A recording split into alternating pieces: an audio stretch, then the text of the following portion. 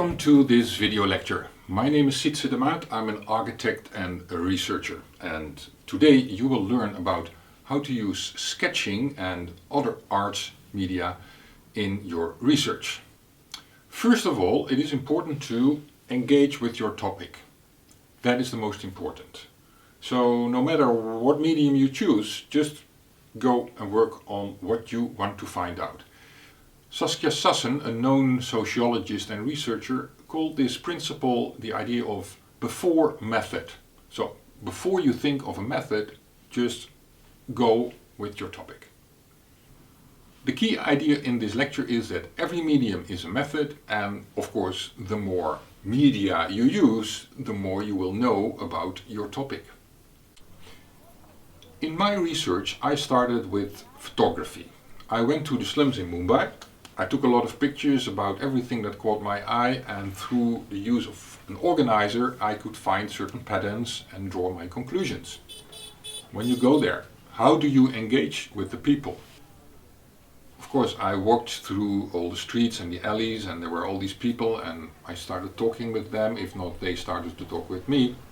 And at a certain point in our conversation they would ask, "Can you please take a picture of me, since I see you have a camera?" Of course that was very nice to do. I would take a picture, show it on the camera, and that's it. But then I felt a bit awkward about that. So my idea was, why not go to a print shop, make a print, and then hand them these prints. So the next day I went back with my stack of prints and started to look for these people and ask around, "Do you perhaps know this boy in the photo?" "No, I don't know, sir." Next one would also say, "No, sir, I don't know." And then I would ask, "Oh, madam, perhaps do you know this little boy here?" "Ah," she says, "yes, he's a friend of a nephew of mine." So then somebody would take me to that nephew, and then we would find a friend, and of course the boy was too happy to receive my photo. The beauty of it was that by finding these persons, they would take me to all places in Dharavi that otherwise I would never have reached. And on the way they would tell me everything about where we were. Like, this is a Muslim area, this is Buddhist area, this is where Hindus live, or this is shopping area, this is garment factory. So by handing out these prints I gave something back, and I got a lot of information. So that is why I call this the method of give and take. You take a picture and give a print, and in the process you will gather so much information. There's another good thing about doing so. It is an important principle that when we do research about people somewhere, we involve them in that research. In other words, no research about us without us. I think that is only fair. For example, this handing out pictures is something that really involves the people, and then you get your information. In the next example I will show you that making a sketch like this can be very helpful in engaging. I was making this sketch, I was sitting in the street, just like I'm sitting here with you, and there were kids sitting around me, because they were too curious, of course. What are you doing there? And they saw my pencil going over the paper, and before long they found out that the pencil was actually where my eye was. At a certain point, when I was sketching something here, the boy next to me started, "Sir, there are shoes, there are shoes." I looked for shoes and I saw no shoes, because I expected shoes to be on street level. People arriving there, leaving the shoes, and then enter the home. I saw no shoes. And the boy insisted, "There are shoes, there are shoes." And of course, since I didn't see them, I could not draw them. He insisted, "Sir, there are shoes, there are shoes." It got a bit annoying, so I asked the boy, "Okay, tell me, where are the shoes?" And he pointed out, "They're here. They're here." And indeed, there were shoes. And then the boy explained to me that this was not simply one house with one family. No, it was a shop and a family and another family. And each family would leave their shoes at their own level, of course, because otherwise a dog or somebody else would come and take their shoes. So, making a sketch in the street is an excellent way of engaging again with the people around you, like these kids were. And they have a lot of knowledge and they're very eager to tell you everything about it. Another thing I noticed besides these shoes is that there is a lamppost. But there's a bright light here. It's a bit weird. It turned out that gradually in Islam people extend their home, and in this case it was the only way to go was forward into the street. So gradually the house grew around this lamppost, and now the lamppost is standing inside. Many architects know that making a sketch is actually very effective in making an analysis, since a photo is just a bunch of data. Whereas when you make a sketch, you have to touch every detail to put it on paper, and you have seen everything. And you have found how things relate to each other. Also, a sketch is very powerful in presenting what you have found so far. These 5 sketches made by Sonam Ambe, for example, show in detail what she had found. Every sketch is one step in the process of people settling in the city. It begins with a very basic shelter, and gradually things improve when they are more secure of not being evicted. Municipality brings in utilities, and gradually they will end up with a mansion of 3 stories, of which they can actually rent out 1 floor. The beauty of these sketches is that Sonam made sections in order to show what she had found. And a section is something you cannot see in reality. You can make a sketch of the exterior, you can make sketches of interior items, but having an all-over view of the interior can only be done in a section. This is a very effective way of showing everything that you know. Another powerful thing that Sonam Ambe did was she made these hand sketches, then scanned them, and in Photoshop or other software she made all kind of additions and changes and made color fillings and renderings. So she mixed several media in order to make her sketch. So far we have been talking about still images. However, it is about storytelling, so how to add the dimension of time.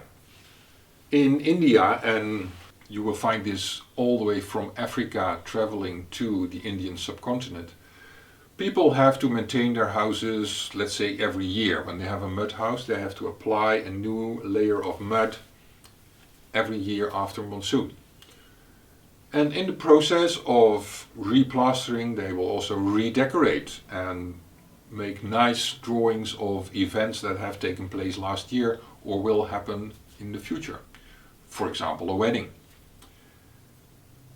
The images they use for this, the little figures as you see here, have reached the stage of almost a vocabulary that is quite universal. People in Africa understand it, in the Middle East they understand it, in India they understand it, you understand it as well. Madhukar Vadu, for example, is an artist who is specialized in collecting mythological stories. For example, here is the mythological story about a cleansing ritual in a village that is taking place every year. There is one circular path along which you will find all the elements of the ritual. People bringing items outside of their home, bring it outside the village, then the cleaning procedure takes place and everything is brought back to the village and brought back to the home and added with fresh food and everything. So that is a way of having a whole story in one image. It is also possible to have, let's say, the bigger picture of a landscape, a character of a certain area. The one on the left is originally the story of a wedding taking place with the wedding couple sitting on a horse and musicians playing, people dancing, the new home with a very nice canopy welcoming them with all kind of decorations. The one on the right is a mural I found in Mumbai, in a park. The one in Mumbai shows all these urban elements like an apartment block with stacked houses and a rooftop with a roof garden, roads with cars and taxis, a park with squares with flowers and trees and shrubs, a villa. When you put the two next to each other, you will notice that the city is apparently a place where everything is put in squares and stacked and in boxes, where in the forest it's unboxed, it's open, and everything has an open relationship. That is what you can use your sketching for as well, to express that kind of findings. In this photo, for example, you see houses that seem to be sinking, or perhaps street level is rising. So I went after the stories and I found that indeed houses are sinking because it's former marshland, so the soil is very soft, and at the same time the street level was rising. I summarized that in one sketch, making clear that through this process people now have to duck in order to enter into their home. Also, certain houses need a very high threshold to keep the water out during monsoon, because their floor is already too low. Certain houses have a higher ground floor than their neighbors. Also, I found that in certain areas, when they demolished a house, they would leave the debris on site. The advantage of that is that you have a higher ground floor for the next building, a bigger house, let's say 2 stories or 3 stories. And in order to quantify how rapidly this level would rise, I made these sketches, and then you will see that when you collapse all the walls and the floors in the first round, in the second round, and in the third round, that the ground floor level will raise exponentially. So sketching is also, again, an analysis and something to convey what you have found. Similarly, I went into a detail about stairs, for example, which are very prominent in the slums. And I found that stairs often sit in one line going all the way up, and that is very convenient when you have your garment factory upstairs and you have to bring your goods down. It's much easier to bring them in one line than having to turn for every stair. I put the sketch of, let's say, the slum staircase next to a staircase as we would have built it in an industrialized country, where we make a similar floor plan for every floor, because then we can produce one system and just repeat it. By putting them next to each other, I found out that our way is less space efficient. We need more space to walk around the stair every time. So the slums turned out to be a very space efficient area. And the same is seen in an apartment block where we have 4 apartments sitting around a core of elevators. That's where we need circulation space in order to reach the elevator and the stairs. But it is single purpose. It cannot be used for social events or whatever, because the quality of the space doesn't allow, and anyway it's not a nice area. This single purpose circulation space is, to me, typical of industrialized building. You can actually find it inside the home as well. The green dots indicate where it is. So again, making a sketch will give you the analysis and also the opportunity to show to others what you have found. Besides making sketches from photos, we can also use photos to make scale models. For example, this one. From this photo I made this scale model. I made prints and cut out every photo, every detail, and then put it together to make a streetscape, to reproduce a streetscape. Similarly, I made a reproduction of a student home. This is a typical student home in Dharavi. From all the photos I had, I cut out every household item and reproduced it on a scale of 1 to 20. There is a little kitchen with a stove, and I reproduced even the cauliflower that is there. There's a foldable table with a laptop, because it takes less space than a desktop. At night they will close the hatch over the stair, fold the table together and put blankets and sheets on the floor, and then they have just enough room to sleep, all 4 of them. By reproducing every detail, I found out how the whole household is organized in such a very small space. We have already been talking about making a sketch based on a photo. How about making a painting of it?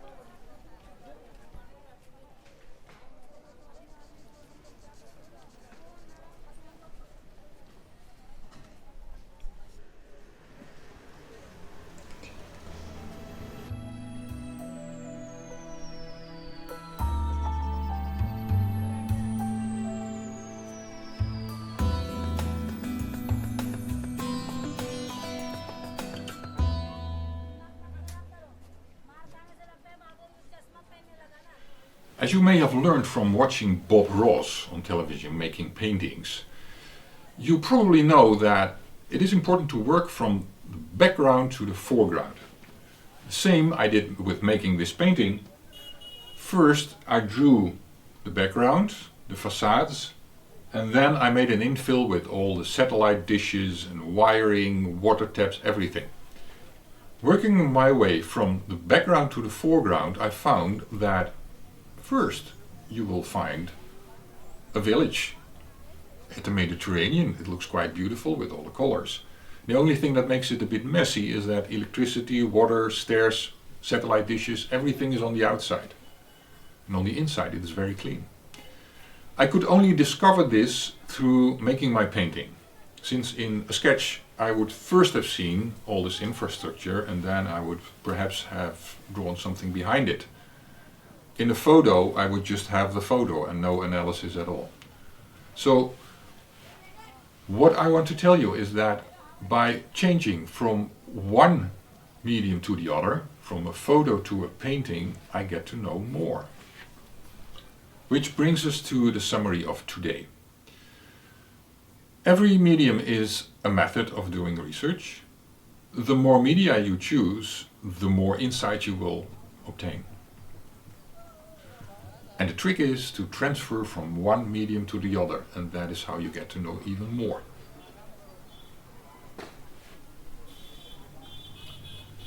The next video is an example of how to introduce video as a medium. Oh, and by the way, use headphones. The sound is more important than you think.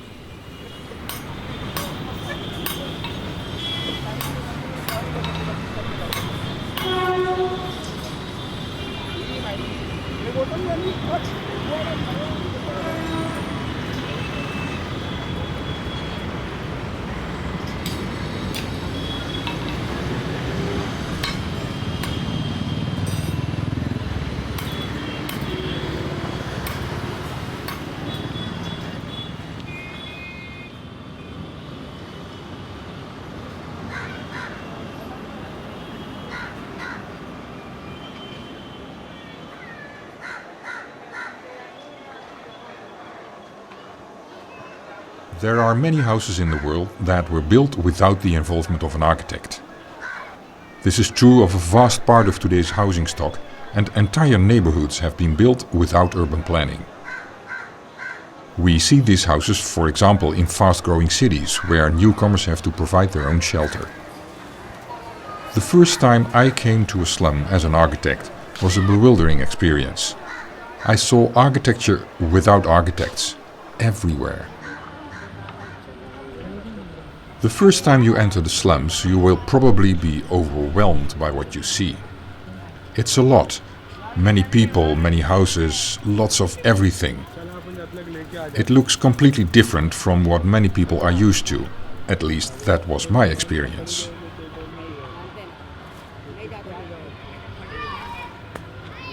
No matter how open-minded you are, in such an exceptional place as this, your inevitable prejudices will hit you in the face. Like many others, I was amazed by what I saw, but in an unexpected way.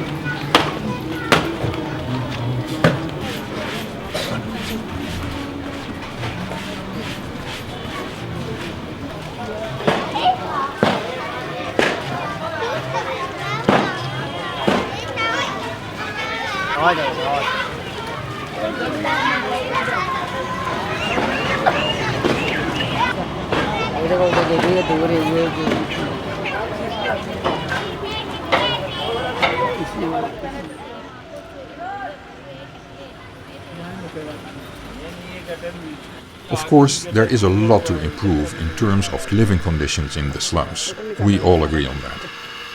But there is a lot of discussion about how to achieve this. In most cases, slum dwellers eventually move to new homes and the slums are demolished.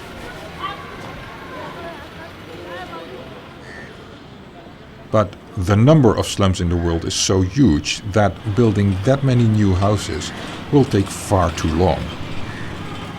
People are moving to the city faster than new houses can be built. That is why slums have always existed and will probably never entirely disappear.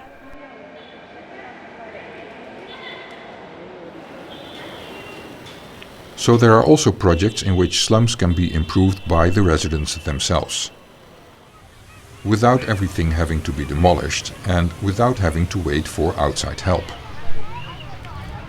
If we want to support such development, we need to first understand how the slum operates on a daily basis, how people live there, how they build. In short, we need to learn how the slum works.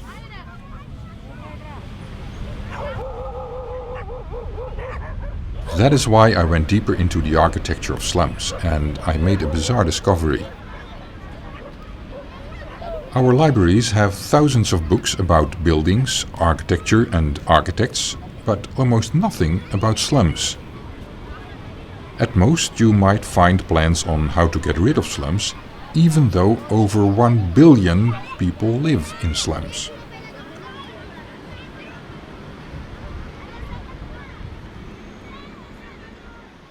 Imagine, the world's population at the moment is 7 billion.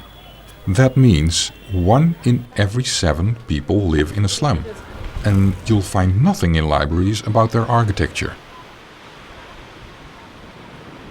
And that is what I'm going to do something about.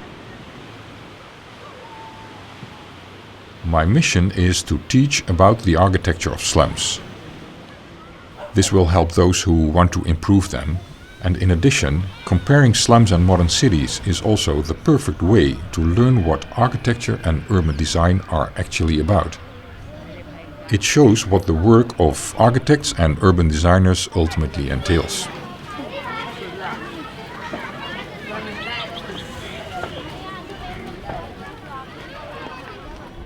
Ten years ago, I gave a lecture in Mumbai to a group of students.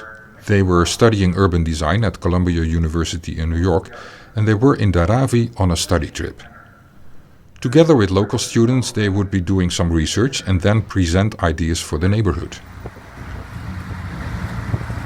Those students had a jet lag of 12 hours and they had to work the next day with all that overwhelming material. I had been walking around in Dharavi for a couple of weeks already, and in the meantime I had found a few patterns in the chaos. That's why I thought it would help the students if I gave them a hand and showed them the architecture of the slums. In other words, to help them find out why a slum looks the way it looks. And it took me a while to figure out what is so typical of slum dwellings. And the thing is that in a slum dwelling, almost everything is put outside. For example, you can see the stairs sitting outside, water piping is outside, electricity, almost everything that is infrastructure is on the outside.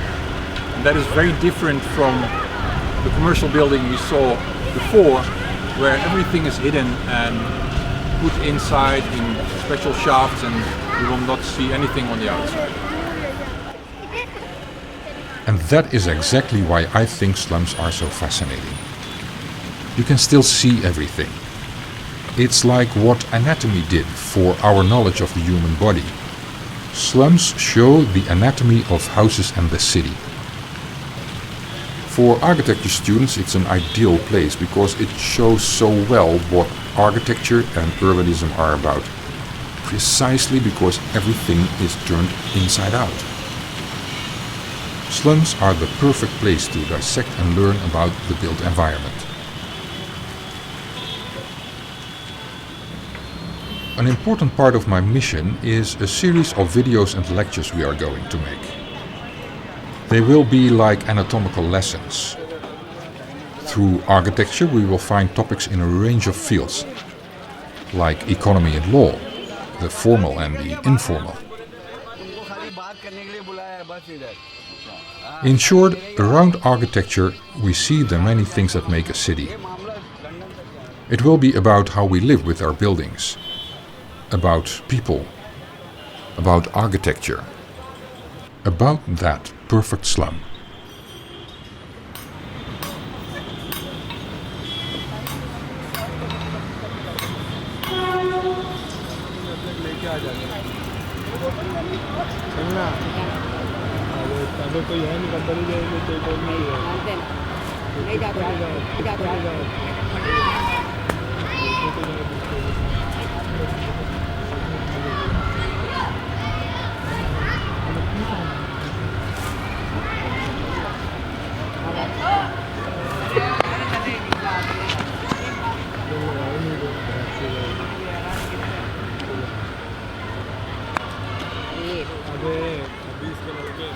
I hope this lecture has inspired you, that you will use all the media you like to do your research. Thank you for watching.